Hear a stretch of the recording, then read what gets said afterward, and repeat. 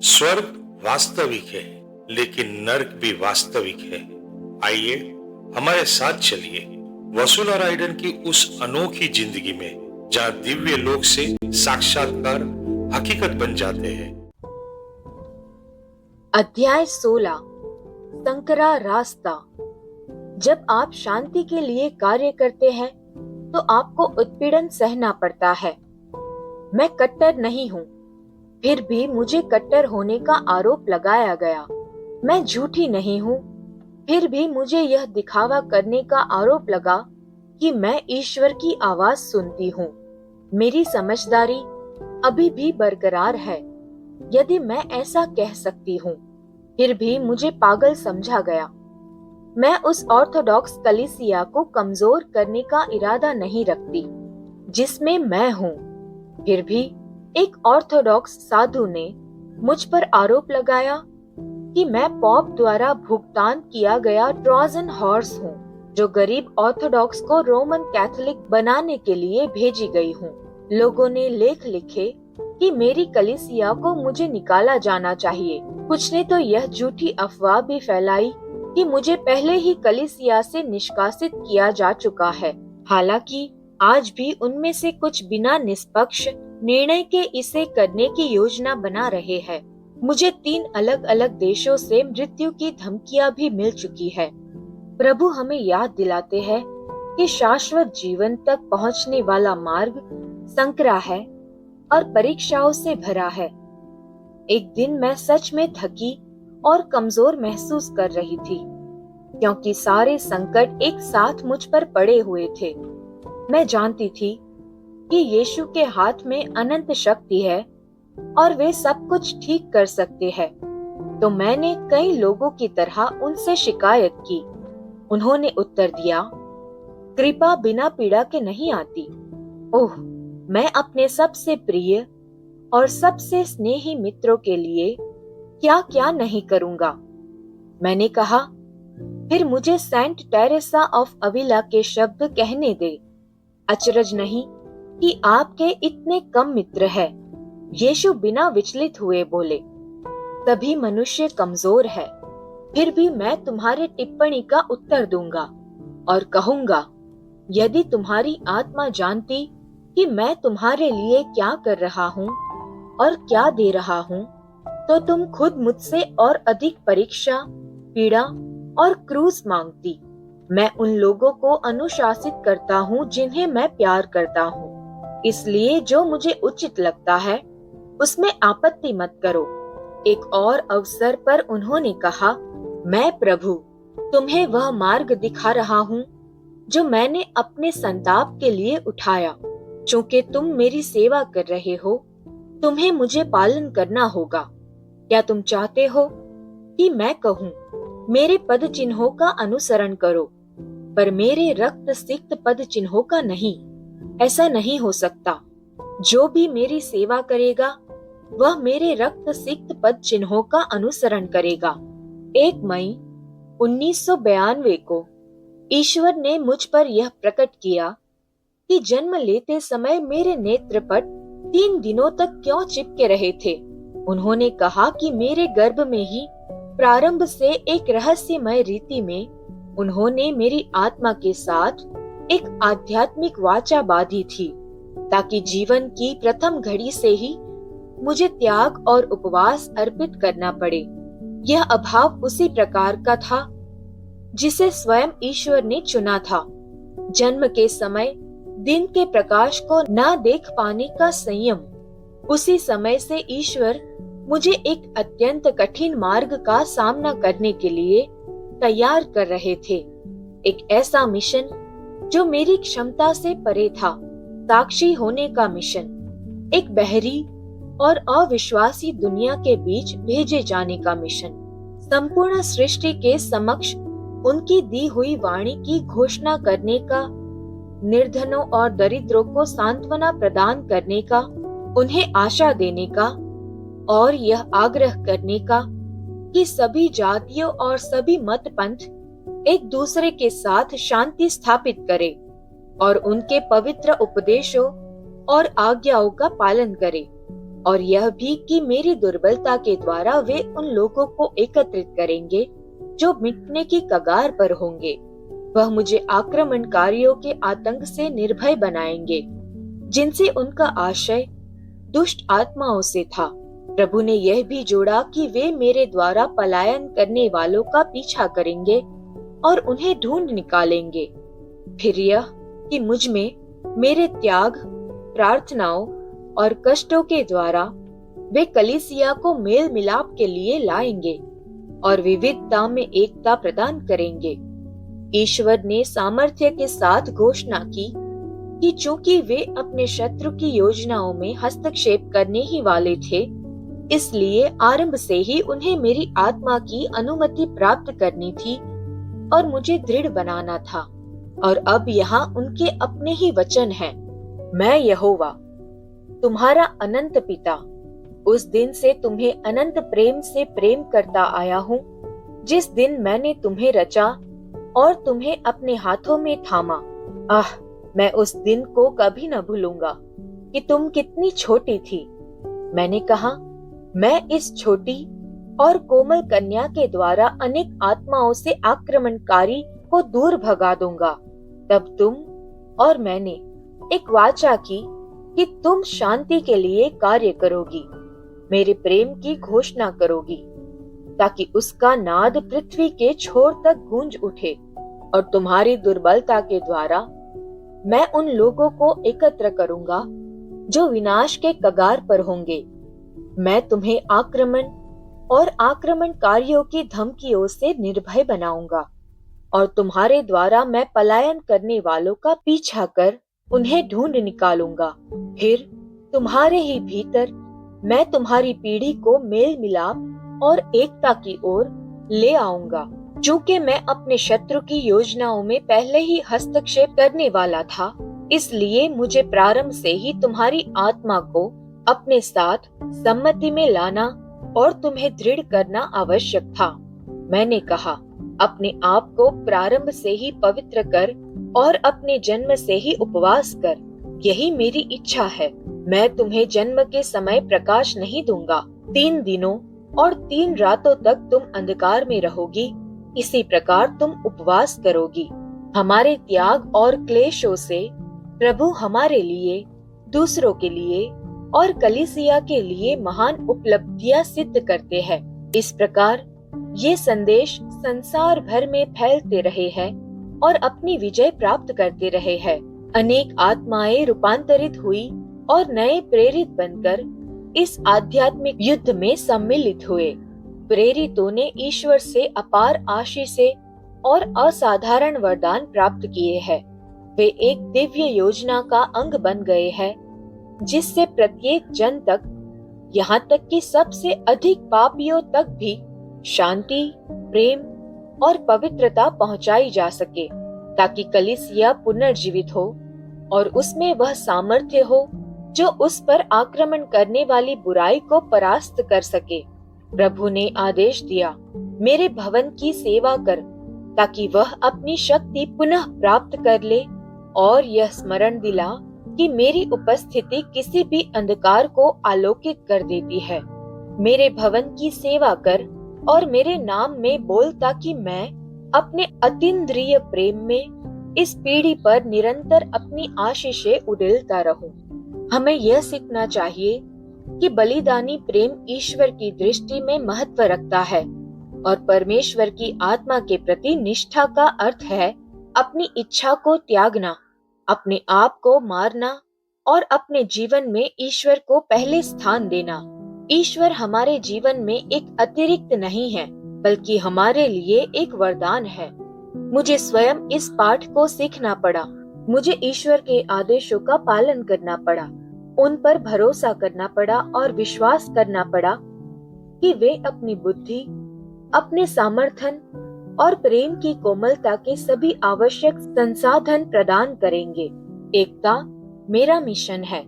ईश्वर की इच्छा को पूरा करने के लिए सबसे बड़े कलीसिया, रोमन कैथोलिक कलीसिया को केंद्रित भूमिका निभानी होगी। ईश्वर से आने वाली रहस्योद्घाटन की अचानक उपस्थिति आमतौर पर लोगों को अस्थिर कर देती है। मेरा काम कई वर्षों से वेटिकन की निगरानी में था।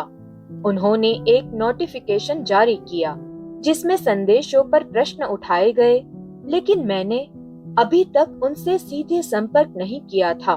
उन्होंने मुझसे परामर्श नहीं किया, न ही उन्होंने मेरी स्थिति का गहन अध्ययन किया, जैसा कि उनके कैनन कानून में ऐसे मामलों के लिए निर्देशित किया गया है। खुद मसीह ने अपने शिष्यों को यह मार्गदर्शन दिया कि कैसे सच्चे भविष्यवक्ता को झूठे से पहचाना जाए। उन्होंने कहा कि एक सच्चा भविष्यवक्ता जैसे एक अच्छा पेड़ अच्छा फल देगा, अर्थात उस व्यक्ति के संदेश और मिशन का प्रभाव लोगों की आध्यात्मिक जीवन में सकारात्मक होगा, उन्हें ईश्वर के करीब लाएगा। किसी व्यक्ति के मिशन के दीर्घकालीन फल को देखने में वर्षों या दशकों लग सकते हैं, लेकिन अंततः यह स्पष्ट हो जाता है कि मिशन अच्छा फल ला रहा है या बुरा। यदि कारण है कि कलीसिया अक्सर ऐसे रहस्यमय घटनाओं पर निर्णय लेने से पहले वर्षों तक जांच करती है। मैंने अपने एक पुरोहित मित्र से कहा, समय बहुत तेजी से बीत रहा है और हमारा समय समाप्त हो रहा है, और अगर दुनिया अपनी सुस्ती से जागकर पश्चाताप नहीं करती तो पृथ्वी से आने वाली सारी बुराई जल्दी या बाद में हम पर पड़ जाएगी। बहुत कम लोग सुनते हैं। प्रभु चाहते हैं कि उनका रहस्यमय शरीर एकीकृत हो। वे अपने चरवाहों से बार बार कहते हैं कि वे उनके कलीसिया के प्रशासक न बने, बल्कि अपने मवेशियों की देखभाल करने वाले चरवाहे हो, लेकिन वे नहीं सुनते। और अब यह अधिसूचना पृथ्वी ईश्वर के न्याय की चुनौती दे रही है और उन्हें उकसा रही है। यहाँ तक कि प्रकृति भी हमारे खिलाफ विद्रोह कर रही है। मैंने उन्हें अप्रैल 15, 1996 का एक संदेश पढ़कर सुनाया। प्रभु ने कहा, मैं अब तक मौन रहा और अपनी आंखें बंद रखी। मैंने कई बार अपना हाथ तुम पर गिरने से पीछे खींचा और कई बार अपने निर्णयों को रोककर तुम्हें आग से सुधारने से पीछे हटाया। जल्दी ही मेरी आवाज सुनी जाएगी, कहेगी, काफी, बहुत हो गया। पृथ्वी फटेगी और जिन्होंने मुझसे विद्रोह किया वे देखेंगे कि मेरा हाथ उन पर गिर रहा है, लेकिन मेरे पुत्र के बर्तन मैं उन्हें बनाए रखूंगा। मैं आग के तूफान में आऊंगा। कुछ के लिए यह आशीर्वाद के रूप में आएगा, लेकिन जिन्होंने मुझसे कभी भय नहीं किया उस दिन वे मुझसे डरना सीखेंगे। पुरोहित ने आह भरी और कहा, क्या यह तुम्हारे लिए आश्चर्य की बात है? इतिहास दोहराया जा रहा है। इतिहास में कितनी बार विवेक की नीतियों को अनदेखा किया गया और कैनन कानूनों को तोड़ा गया। किसी संगठन की कठोरता उसकी शक्ति नहीं, बल्कि उसकी कमजोरी दिखाती है। भविष्यवक्ता का चरित्र यह दर्शाता है कि वह अकेला सभी के खिलाफ भी ईश्वर की शक्ति पर भरोसा कर केवल ईश्वर की मदद से पुरुषों का सामना कर सकता है। फिर भी बढ़ती बाधाओं के बावजूद मसीह की आवाज लगातार मुझे प्रोत्साहित करती रही कि मैं भय न मानूं और मरणशील दुनिया में उनका वचन फैलाना जारी रखूं। जब मुझे लगा कि कुछ भी नहीं हो रहा और मैंने अधीरता दिखाई, तो उन्होंने समझाया, मैं तुम्हें विशेष रूप से इस कारण भेज रहा हूँ। मैं तुम्हें राष्ट्रों के पास भेज रहा हूँ ताकि यह घोषणा कर सकूं कि मेरा वचन जीवित है। इसलिए अपने स्थान पर खड़े रहो और डरो मत। मैं तुम्हारी ढाल हूँ। तुम्हारी दौड़ अभी समाप्त नहीं हुई है। 12 अगस्त 1998 को जब मैं रॉड्स में थी, यीशु ने मुझे आश्चर्यचकित करते हुए कहा, मैं तुम्हें एक ऐसे देश में भेज रहा हूँ जहाँ तुम अपने अंकुर समुद्र के पार फैलाओगी। मैं तुम्हें उनके पास भेजूंगा ताकि जैतून का पेड़ फिर से अपना फल दे और बेल अपने फल दे। मेरी वसूला, मैं तुम्हें कहता हूँ, उचित समय पर मैं तुम्हें उनके पास भेजूंगा और तुम स्वयं को प्रकट करोगी। मैं जानती थी कि यीशु रोम की बात कर रहे थे, लेकिन मुझे यह नहीं पता था कि मैं वहां कैसे पहुंचूंगी और खुद को प्रकट करूंगी। जैसा कि यीशु ने कुछ सप्ताह पहले कहा था। आश्चर्यजनक रूप से इस संदेश के बाद कुछ ही समय में मेरे पति ने मुझे बताया कि उन्हें नई नौकरी का प्रस्ताव मिला है। मैंने पूछा कहाँ? उन्होंने उत्तर दिया, रोम, 6 साल के अनुबंध के साथ। फिर एक बार फिर प्रभु ने व्यवस्था की। मुझे बस उनकी योजना के साथ सहयोग करना था। रोम जाने से पहले जब मैं अभी भी स्विट्जरलैंड में रह रही थी, मुझे एक स्विस पुरोहित फ्रॉ डैमियन का फोन आया। उन्होंने कहा कि उन्होंने मेरा समर्थन करने वाली एक किताब पढ़ी और उसके बाद उनके हृदय में महसूस हुआ कि उन्हें मेरी मदद करनी चाहिए। उन्होंने पूछा कि वे क्या कर सकते हैं। मैंने कहा कि वे मेरे लिए प्रार्थना कर सकते हैं। उन्होंने पूछा कि क्या मैंने कभी कार्डिनल कैसिड से मुलाकात की है, जो वेटिकन में political office of Christian unity के प्रमुख थे। मैंने कहा नहीं, मुझे लगता है कि वह मेरे काम के पक्ष में नहीं है। पुरोहित ने कहा, वे तुम्हारे बारे में गलत सूचना प्राप्त कर चुके होंगे। वे मेरे अच्छे मित्र हैं। अगर मैं नियुक्ति करूं, तो क्या तुम उनसे मिलना चाहोगी? मैंने कहा हाँ, बिल्कुल, यदि वे मिलना चाहे। कुछ समय बाद फ्रा डैमियन रोम गए।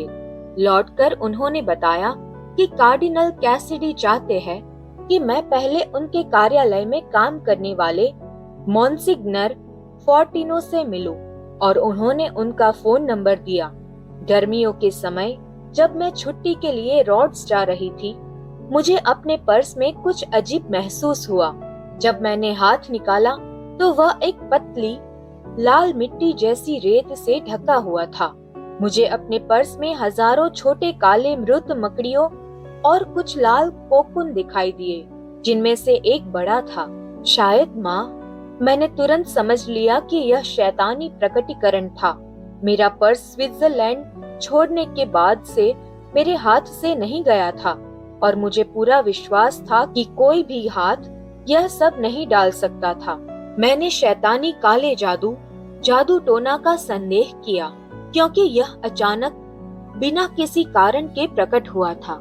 बाद में यह एक प्रसिद्ध भूत प्रेत निकासन करने वाले द्वारा पुष्टि किया गया, जिन्होंने कहा कि उन्हें विश्वास है कि यह शैतान के साथ काम करने वाले किसी व्यक्ति द्वारा मेरे खिलाफ की गई एक दुष्ट प्रकटीकरण थी।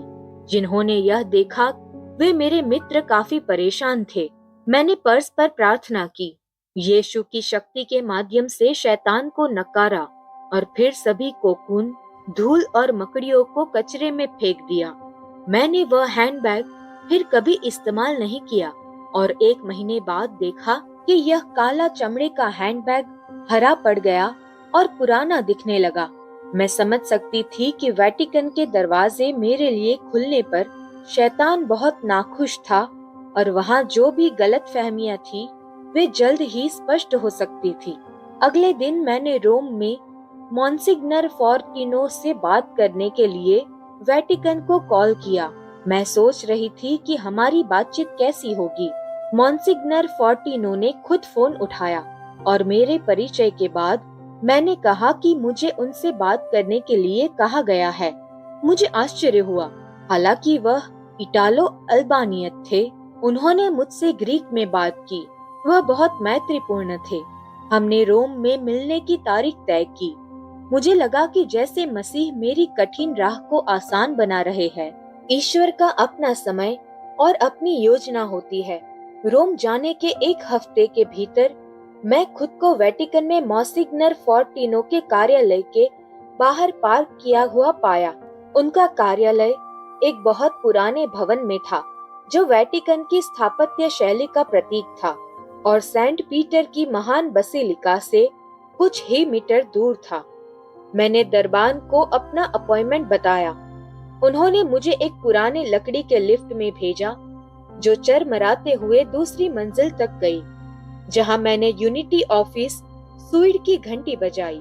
एक अन्य दरबान ने घंटी का जवाब दिया और मुझे एक छोटे बैठक कक्ष में बैठने के लिए कहा। तुरंत ही मॉन्सिग्नर फोर्टिनो आए, मुस्कुराते हुए, और गर्मजोशी से स्वागत किया। वह छोटे और तगड़े थे, उन्होंने मुझे पीछा करने के लिए कहा और चलते हुए रास्ते में हम जो भी आइकॉन पार कर रहे थे उसके छोटे इतिहास को बताया। अंत में हम बैठक हॉल में पहुंचे और एक बड़े लंबवत टेबल पर बैठे जो वेटिकन के कामकाज के लिए प्रयोग होती थी।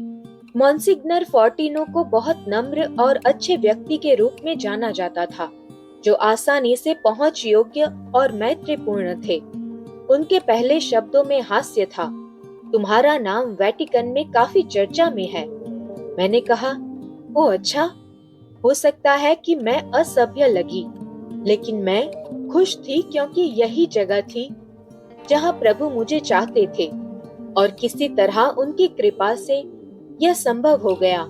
अब मैं वेटिकन में बैठे लोगों को सच्चाई बता सकती थी और उन्हें संदेशों के बारे में स्पष्ट जानकारी दे सकती थी कि प्रभु क्या मांग रहे हैं। यह यीशु के मेरे लिए शब्दों की पूर्ति थी कि मैं शाश्वत शहर भेजी जाऊंगी और वे मुझे उन लोगों तक मार्गदर्शन करेंगे जो मेरे मिशन पर प्रश्न उठा रहे थे। हमारी बातचीत दिलचस्प थी और मुझे लगा कि मॉन्सिग्नर फोर्टिनो संदेशों के प्रति खुले थे। मुझे आश्चर्य हुआ कि उन्होंने कुछ संदेश भी पढ़े थे। हमारी बातचीत बहुत मैत्रीपूर्ण थी और जब मैं जाने लगी, उन्होंने कहा, वसूला, इस ऑफिस के दरवाजे हमेशा तुम्हारे लिए खुले रहेंगे। तुम कभी भी आकर मुझसे बात कर सकती हो। मैं तुम्हारा जीवन आसान बनाना चाहता हूँ। मुझे लगा कि उन्होंने मेरे खिलाफ आने वाले सभी उत्पीड़नों की पूरी जानकारी है। इस निमंत्रण के साथ मैं अक्सर यूनिटी ऑफिस जाती रही और मॉन्सिग्नर फोर्टिनो को मेरे मिशन की नवीनतम घटनाओं के बारे में सूचित करती रही। एक दिन उन्होंने कार्डिनल कैसिडी, उस ऑफिस के बॉस के साथ मेरी बैठक तय की। जिस दिन मैं उनसे मिलने गई, मैंने यूनिटी ऑफिस की घंटी बजाई और मॉन्सिग्नर फोर्टिनो बाहर आए। उन्होंने खेद व्यक्त करते हुए कहा, मुझे खेद है, कार्डिनल कैसिडी का अपने डॉक्टर के साथ अपॉइंटमेंट था, लेकिन अंदर आए, वह जल्दी लौटेंगे। वो मुझे एक छोटे बैठक कक्ष में ले गए। आधे घंटे बाद दरवाजा खुला और कार्डिनल कैसिडी आए। मैंने उन्हें नमस्कार किया और देखा कि वह मुझसे आंख मिलाकर नहीं देख रहे थे। मैंने अपना परिचय देना शुरू किया, लेकिन उन्होंने अचानक मुझे रोक दिया और कहा, सिर्फ तथ्य बताओ, मेरे पास समय नहीं है। मैंने कहा, मैं आपसे इसलिए मिली हूँ क्योंकि मैं आपके लोगों के साथ काम कर रही हूँ, अर्थात कैथलिकों के साथ। मैंने कहा, यह ताकि वह मुझे देखे, और उन्होंने देखा। मैंने जारी रखा, मैं आपको अपने बुलावे के बारे में बताने के लिए खुश हूँ। और मैंने अपने मिशन के बारे में बताया।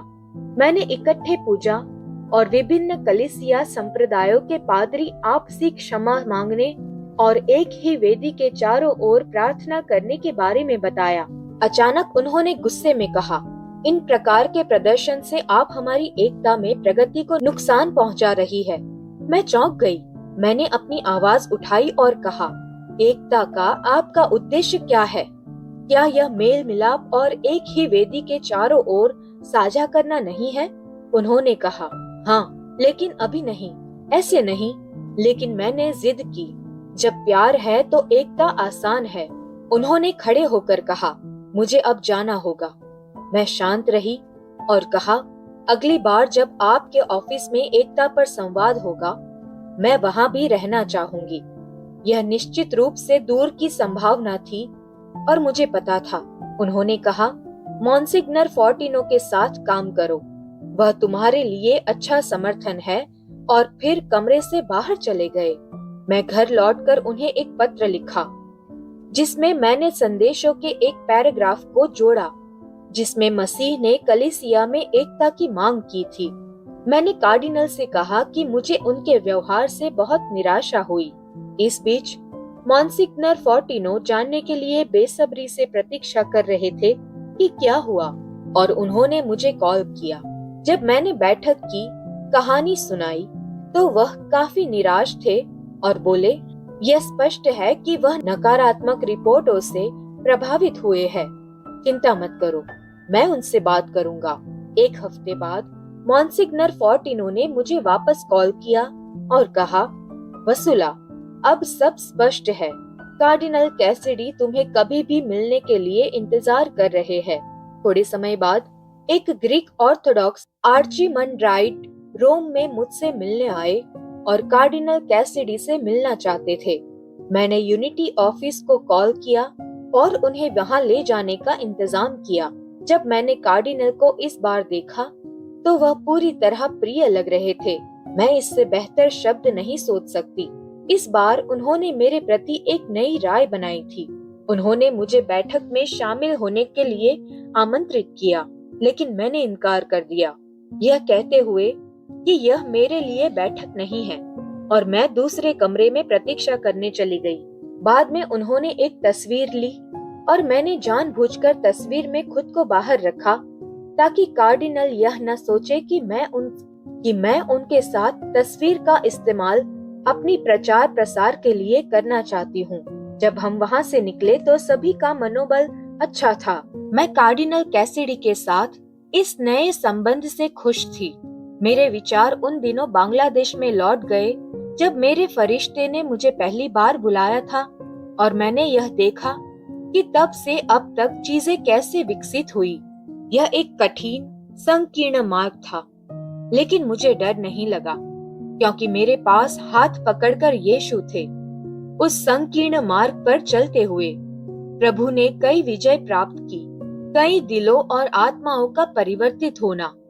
अब ईश्वर ने अपने संदेशों को रोम में उसी ऑफिस तक पहुंचाने का प्रबंध किया था जहां कलीसिया काम करता है, उस ईसाई एकता के लिए जिसे मसीह स्वयं संदेशों में मांग रहे थे। मैं अत्यंत प्रसन्न थी, लेकिन मेरी खुशी ज्यादा देर तक नहीं रही। मेरे मिशन में हर प्रगति के साथ नई परीक्षाएं आनी शुरू हो गई। जैसे ही वेटिकन के ये संबंध बन रहे थे, वैसे ही व्यक्तिगत समस्याएं प्रकट होने लगी। मेरे पहले चचेरे भाई का बेटा अचानक अफ्रीकी रेगिस्तान में मोटरसाइकिल चलाते हुए मर गया। मेरी माँ की दृष्टि चली गई, वह व्हील चेयर में सीमित हो गई और उन्हें नर्सिंग होम में रखा गया।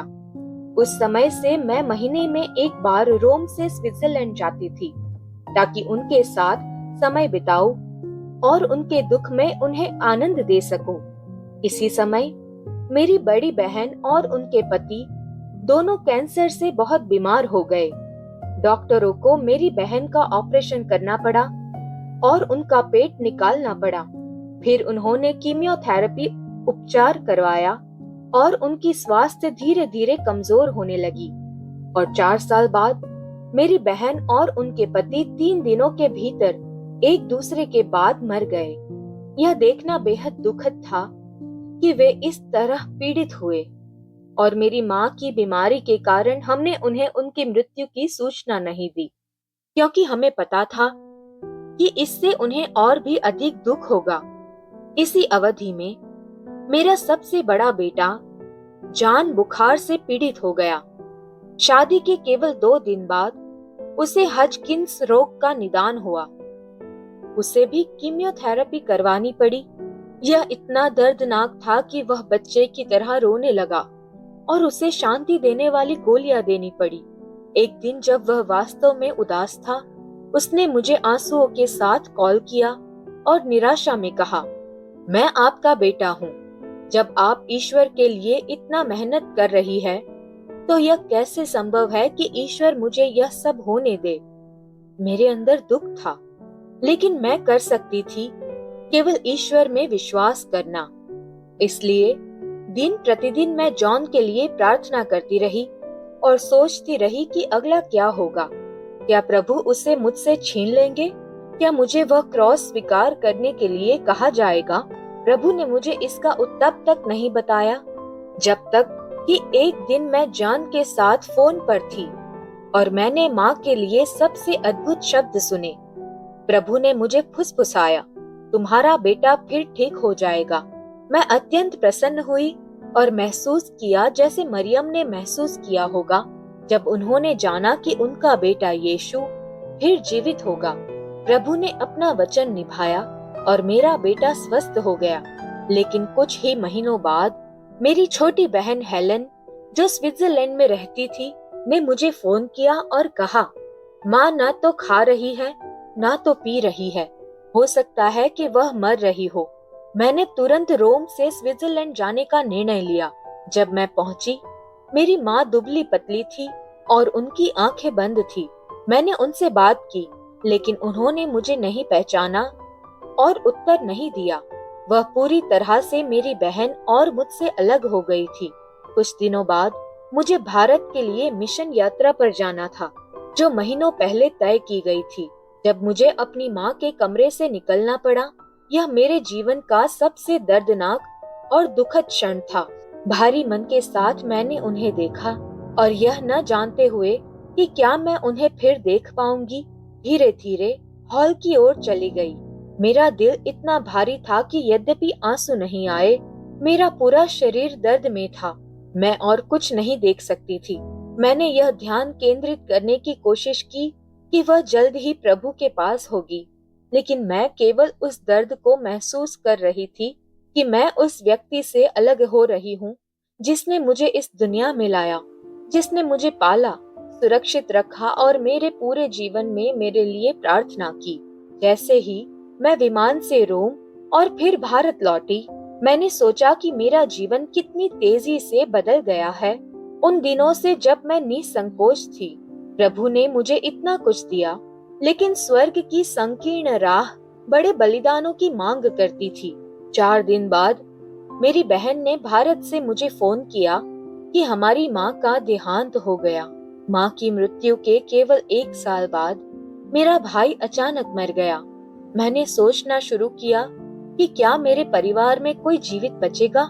मेरे भाई के अंतिम संस्कार में मौजूद ग्रीक ऑर्थोडॉक्स पुरोहित ने भी यही चिंता व्यक्त की और कहा, अब बहुत हो गया, यह सब कब रुकेगा। मैंने इन सभी दुर्भाग्यपूर्ण घटनाओं को खून और मृत मकड़ियों के जादू टोने से जोड़ा, जो शैतानवादी मेरे परिवार और मुझ पर निशाना साध रहे थे। वे शैतान की शक्तियों का उपयोग कर रहे थे और लगभग मेरे सबसे बड़े बेटे को छीन ले गए थे। हमारे प्रभु ने हालांकि शैतान को इतना आगे जाने नहीं दिया। माँ, भाई, बहन, साले और चचेरे भाई को खोना और अपने बेटे को लगभग खोते देखना अत्यंत कठिन था। फिर भी मैं केवल प्रार्थना कर सकती थी और ईश्वर पर विश्वास कर सकती थी।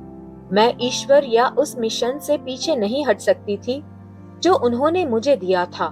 मुझे विश्वास करना पड़ा कि वह नियंत्रण में है और हमें सबसे अच्छा क्या चाहिए उन्हें पता है। यही विकल्प हमारे पास जीवन में हमारे क्रॉस का सामना करते समय होता है। हम उन्हें अस्वीकार कर सकते हैं और ईश्वर को कोस सकते हैं, या उन्हें स्वीकार कर सकते हैं और ईश्वर की स्तुति कर सकते हैं। हमारी प्रतिक्रिया क्रॉस को बदल नहीं सकती। मैंने यीशु के अपने शब्दों से क्रॉस का मूल्य जाना। कभी कभी वह हमें अपना क्रॉस देते हैं ताकि हमें पवित्र करे, हमें प्रार्थना में लाए और हमें उनके साथ निकटतम एकता में लाए। चाहे हमारा क्रॉस कुछ भी हो, ईश्वर के कारण हमेशा अच्छे होते हैं। इन सभी पारिवारिक परीक्षाओं के साथ साथ बाहरी परीक्षाएं भी बढ़ी। जो लोग मेरे मिशन के विरोधी थे, वे क्रोधित थे कि अब मुझे वेटिकन के यूनिटी ऑफिस तक पहुंच मिल गई थी और मैं कभी भी वहां जा सकती थी। इसलिए उन्होंने मेरे खिलाफ बदनामी और हमलों को बढ़ाया, यहाँ तक कि वेटिकन से संपर्क कर उन्हें मेरे खिलाफ करने की कोशिश की। इससे मुझे बहुत मानसिक पीड़ा हुई। मैं यह नहीं समझ पा रही थी कि जो लोग कहते हैं कि वे एकता के लिए काम करते हैं, वे उन लोगों का विरोध क्यों कर रहे हैं जो वास्तव में चर्चों को इकट्ठा कर रहे हैं, प्रार्थना कर रहे हैं और विविधता में एकता के लिए काम कर रहे हैं।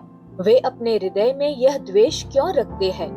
क्यों वे ईश्वर का हाथ काम करते हुए नहीं देख सकते? मैंने अपने पति से पूछा, ये लोग और क्या कहेंगे?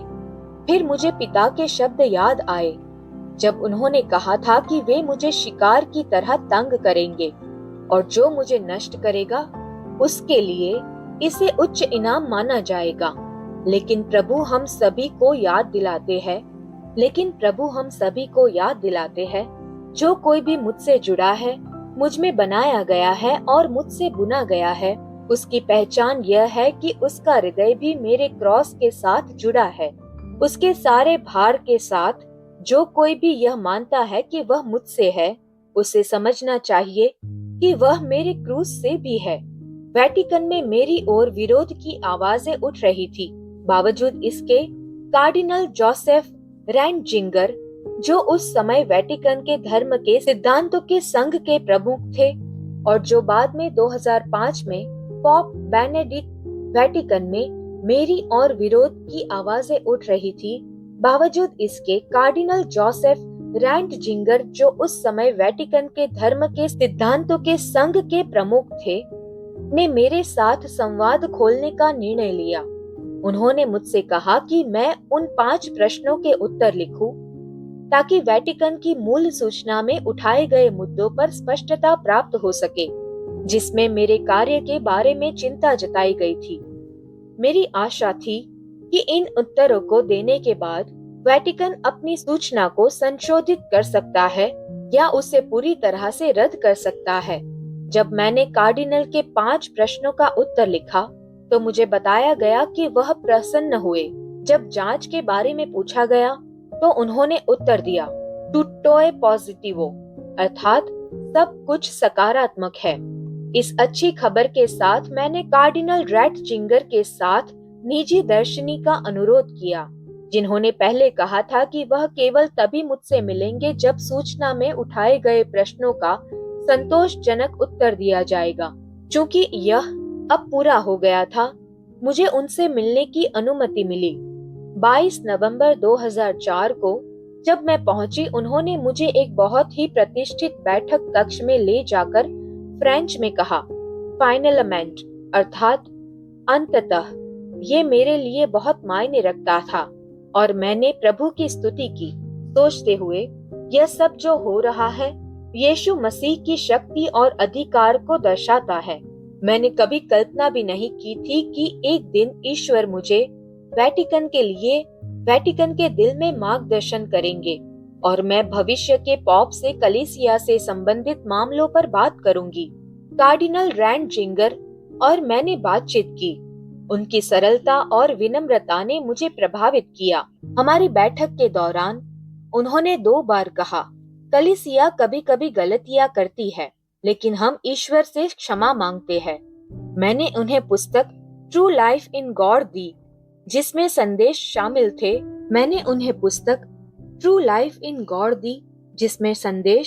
शामिल थे और उन्हें दिखाया कि एक संस्करण में अब मेरे उत्तर भी शामिल है जो उन्होंने मांगे थे।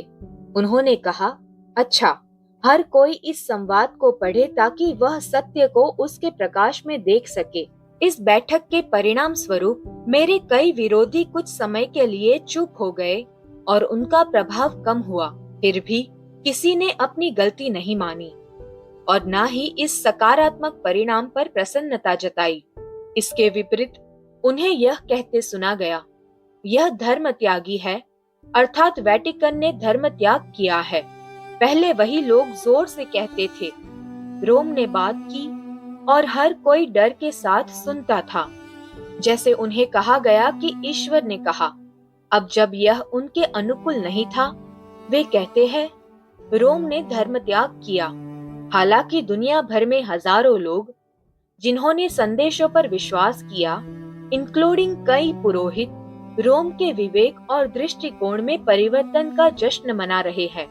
सिर्फ 2 हफ्तों में मेरे पति का रोम में कार्यालय समाप्त होने वाला था और हमें जाने का समय आने वाला था। प्रस्थान से पहले, हालांकि मिस्टर फोर्टिनो ने मेरे लिए कार्डिनल कास्पर से मिलने की नियुक्ति की, जिन्होंने उनके पुराने बॉस कार्डिनल कैसिडी की जगह ली थी।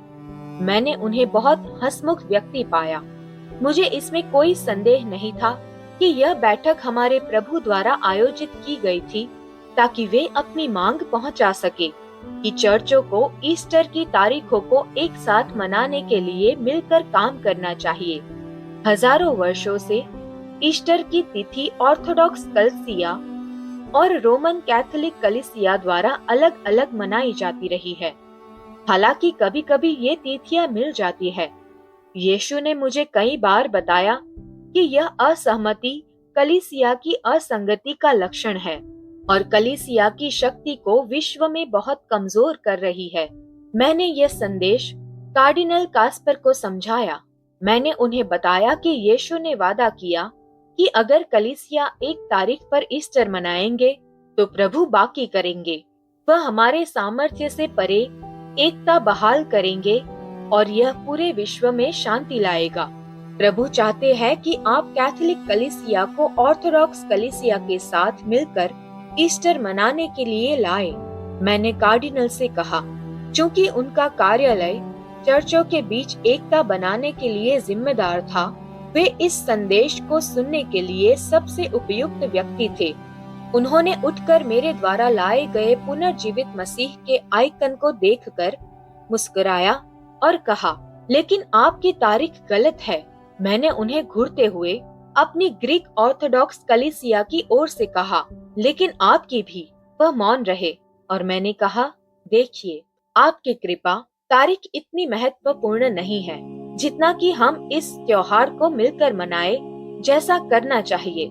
यही मसीह चाहता है और अगर हम ऐसा करते हैं तो प्रभु ने वादा किया कि वह बाकी करेंगे और हमें पूरी तरह से एकजुट करेंगे। उन्होंने कुछ पल विचार किया और फिर कहा, मैं आपकी सुझाई बात पवित्र पापा पॉप जॉन पॉल तक पहुंचाऊंगा। मैंने उठकर धन्यवाद दिया और चली गई। प्रभु विजयी थे।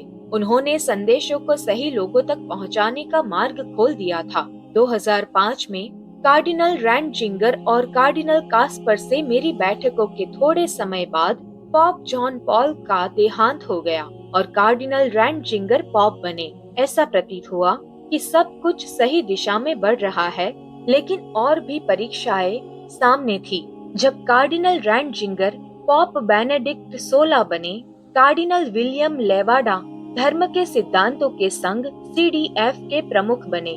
मेरी पुस्तक में मुद्रित 5 प्रश्नों के उत्तर देने के बावजूद कार्डिनल लेवाडा ने 2007 में सभी कैथोलिक बिशप्स को एक पत्र भेजा जिसमें 1995 की वेटिकन सूचना दोहराई गई, जो मेरे द्वारा CDF के साथ बनाए गए सकारात्मक संबंध के विपरीत प्रतीत होती थी। इस पुस्तक के लेखन तक कैथोलिक कलीसिया के साथ स्थिति अभी भी परिवर्तनशील है, जैसे कि मेरी अपनी ग्रीक ऑर्थोडॉक्स कलीसिया में भी है। कुछ क्षेत्रों में मुझे कलीसिया के नेताओं द्वारा कठोरता से अस्वीकार किया गया। फिर भी कई अन्य क्षेत्रों में मैं बिशप्स, पुरोहितों, धर्मशास्त्रियों और धर्म बहनों द्वारा समर्थित रही, जो संदेशों को पढ़ते हैं, पत्र लिखते हैं, प्रार्थना सभाओं में भाग लेते हैं और चर्चों के बीच एकता बनाने के लिए हमारी यात्राओं में शामिल होते हैं। जो लोग मेरे मिशन के विरोधी थे, उनके प्रति मैं उस शांति को खोने से बचने की कोशिश करती हूँ जो मसीह ने मुझे दी है। मुझे पता है कि ईश्वर मुझसे यह चाहते थे कि मैं उनके प्रति क्षमा, प्रेम और दया का भाव रखूं। हाल ही में ईश्वर ने मुझे एक सपना दिया। यह अब तक की मेरी सबसे प्रबल दृष्टियों में से एक था। मैंने खुद को एक प्रांगण में पाया, एक बेंच पर बैठा हुआ, एक विशाल और सुंदर कैथेड्रल के प्रवेश द्वार के सामने। ऐसा लग रहा था जैसे मैं वहां रह रही हूँ, लेकिन साथ ही ऐसा भी कि मैं वहां की रखवाली कर रही हूँ, क्योंकि मैं कैथेड्रल के मुख्य द्वार की कुछ चाबियां पकड़ रही थी। मेरी आत्मा इतने पूर्ण मानसिक शांति और स्थिरता में थी कि अब कुछ भी मायने नहीं रखता था। मैं उसी शांति अवस्था में थी जैसी मैं अनुभव करती हूँ जब मुझे लोगों पर प्रार्थना करने और उन्हें क्रूसीफिक्स से आशीर्वाद देने का अवसर मिलता है। इस प्रार्थनात्मक क्षणों में अक्सर पवित्र आत्मा की शक्ति से मुझे ऊर्ध्वाधर उठने का अनुभव होता है। मुझे लगता है कि कोई मेरे शरीर को ऊपर खींच रहा है और मेरे पैरों को भी जमीन से उठाया जा रहा है। मैं उस शांति का आनंद ले रही थी जो मेरे चारों ओर थी, जबकि ईश्वर मुझ में विराजमान थे और मैं उनमें। मेरे अतीत के सभी दुख या आनंद, सभी शक्तिशाली घटनाएं या अशांति जो मेरे जीवन में हुई थी अब कुछ नहीं लगती थी। उनका मुझ पर प्रभाव खो गया था। इस मानसिक शांति की आच्छादन में मैं असुरक्षित महसूस नहीं करती थी और संसार से स्वतंत्र थी। एक संतुलन की भावना ने मुझे घेर लिया था। एक ऐसी भावना कि मैं किसी की नहीं थी और किसी चीज की नहीं थी। मैं सभी लोगों से मुक्त महसूस करती थी, चाहे वे शत्रु हो या मित्र, झगड़े या धमकियों से मुक्त, आनंद में उन्मुक्त होने या दुख में हताश होने से मुक्त, मृत्यु से मुक्त। संक्षेप में, अब मेरे लिए कुछ भी मायने नहीं रखता था।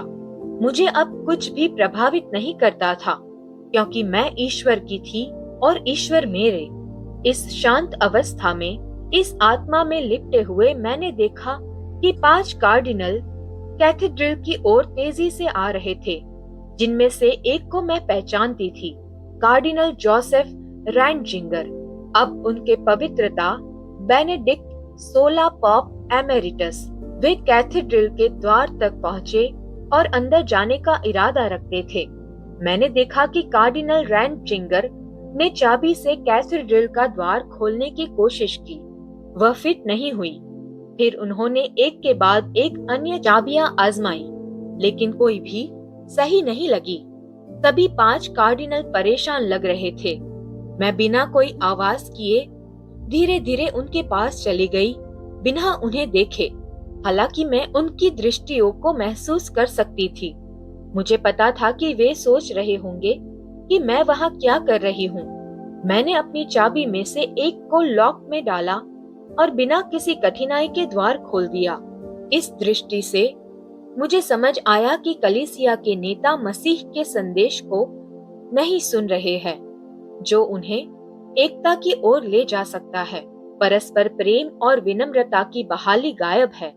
यही सही चाबी है जो उन्हें सत्य को पूरी तरह से अलग दृष्टि में देखने और एकता प्राप्त करने में सक्षम बनाएगी। और प्रभु यीशु चर्चों के बीच के भेदभाव को कितना जानते हैं, फिर भी वह चाहते हैं कि वे एक दूसरे के प्रति अपना दृष्टिकोण बदले। इस दृष्टि में मसीह ने उन्हें दिखाया कि सभी को झुककर केवल प्रेम और विनम्रता की चाबी का उपयोग करना चाहिए और कोई अन्य नहीं। यीशु कहते हैं, मैंने कभी भी भविष्यवक्ताओं की नियुक्ति करना बंद नहीं किया, उन्हें सत्य के मार्ग पर स्थापित किया ताकि वे मेरे उद्धार योजना को पूरा कर सके। मैं उन्हें उनके महान व्रत को पूरा करने के लिए लाता हूँ, जो हमारे दिव्य प्रेममय मिलन के समय उनके होठों तक उठे। आज तुम उन्हें उनके घर के लिए उत्साह से पहचानोगे। मेरा घर जो उन्हें पोशाक देता है, एक ऐसा उत्साह जो उन्हें जला देता है। वे संकट से अपने चेहरे को नहीं छिपाएंगे, बल्कि सभी परीक्षाओं को शांति के साथ सहन करेंगे और उनके हृदय टूटेंगे नहीं, बल्कि पवित्र होंगे। और वे मेरे क्रॉस को साझा करने की वफादारी का व्रत नहीं तोड़ेंगे।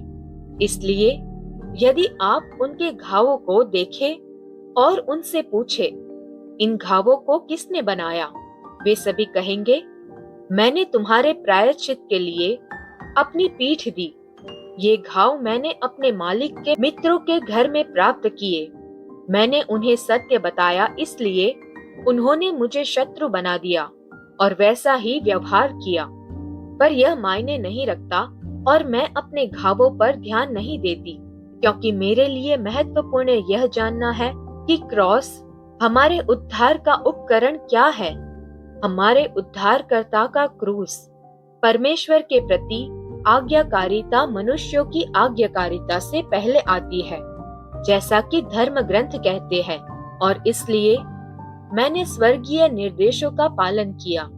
जब भी विरोध की आवाजें मुझे काबू में लेने लगती, ईश्वर हमेशा लोगों की आवाजें भेजते जिन्होंने मेरा समर्थन किया। लंबी मिशन यात्राओं के बाद मैं अक्सर घर लौटती और थकी और कमजोर होती थी। ऐसे समय में मेरे परिवार का प्रेम ही मेरी जरूरत थी। मुझे याद है कि मेरा बेटा फैबियन मेरे पास आता और कहता, माँ, तुम थकी लग रही हो, क्या तुम ठीक हो? हाँ, मैं ठीक हूँ, मैं जवाब देती। वह संतुष्ट नहीं होता और कहता, देखो, 3 दिन के लिए मैं रसोई संभाल लूंगा, मैं खाना बनाऊंगा और साफ सफाई करूंगा। तो आज तुम क्या चाहोगी? ओवन में चिकन और आलू या स्पेगेटी बोलोग्नीज? मैं उनमें से किसी एक को चुनती और वह मुझे रसोई में प्रवेश करने या अपने कप को उठाने भी नहीं देता। वह केवल 13 साल का था, फिर भी वह एक छोटे प्रेरित के रूप में विकसित हो रहा था। उसने पहले ही अपने सबसे अच्छे दोस्तों के साथ संदेश साझा किया था और किशोर होने के नाते उन्होंने मुझसे कई प्रश्न पूछे जिनका मैं हमेशा उत्तर देती। कभी निराश मत होना, मैं स्वयं और दूसरों को याद दिलाती हूँ, क्योंकि सुरंग के अंत में हमेशा रोशनी होगी। दृढ़ रहो, आशा न खो और हमारे उद्धारकर्ता की आस्तीन को कभी न छोड़ो। उसी से चिपको।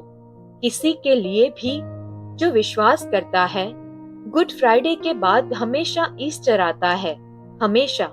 यह हमारे लिए ईश्वर का वचन है और ईश्वर अपने वचनों को पूरा करते हैं। मैंने तुम्हें अपने भोज में आमंत्रित किया है और तुम्हारे माध्यम से कई अन्य मेरे एक स्तंभ, मेरी एकता के क्रॉस को सहारा देते हुए मेरी महिमा के ज्ञान का प्रकाश फैला रहे हो। इस अंधकार में उदारता का प्रकाश फैला रहे हो। और मत डरना, मैंने तुम्हारे मुंह में अभिषिक्त तेल डाला ताकि तुम मेरे लिए बोल सको। हमेशा अच्छा हास्य रखकर मेरी गीतिका बनो। इस पीढ़ी के लिए गाओ। संसार की यात्रा करते हुए मेरी कृपा पर भरोसा रखो। जब तुम बोलो, मेरा प्रेम, हमेशा मुख्य बिंदु पर रहो। हाँ, मेरे सभी कहे हुए दोहराओ, लेकिन कम शब्दों में। मैंने जो रत्न तुम्हें दिया है उन्हें प्रत्येक हृदय में स्थापित करो। सभी को जानने दो कि मेरी बातचीत स्वयं मिठास है। मैं तुम्हारे साथ हूँ। केवल ईश्वर के माध्यम से हम शांति की दुनिया बना सकते हैं। यीशु ने सभी से कहा, मैं अपने बच्चों को याद दिलाऊंगा कि मेरी करुणा बिना प्रतिक्रिया नहीं रहती, क्योंकि मैं उनके लिए पिता हूँ। मैं उनके हृदय को मेरे लिए गुनगुनाने लाऊंगा और वे समझेंगे कि मेरे मंदिर के बाहर उनकी मेज खाली है। वे समझेंगे कि मेरी बाहों के बाहर उन्हें दुख और बोझ सहना पड़ेगा। मेरी बाहों के बाहर उन्हें विनाश और मृत्यु का सामना करना पड़ेगा। उन्हें बताओ कि शांति का राजा, यह परमेश्वर जो केरूबों से घिरा है, ने अपने मुकुट और राजसी वस्त्र रख दिए और दुनिया में पैरों पर नंगे और बोरी के वस्त्र पहने घूमा। बोरी के वस्त्र पहने घूमे ताकि अपने दुखों को प्रदर्शित कर सके। जैसे मैंने तुम्हारे साथ दया की और तुम्हें अपने पवित्र हृदय में स्थान दिया, वैसे ही मैं अपने अन्य बच्चों के साथ करूंगा और मैं उनकी यात्रा उनके साथ पूरी करूंगा। आपने अभी स्वर्ग वास्तविक है लेकिन नरक भी वास्तविक है सुना। कल हमारे साथ जुड़िए एक नए एपिसोड के लिए।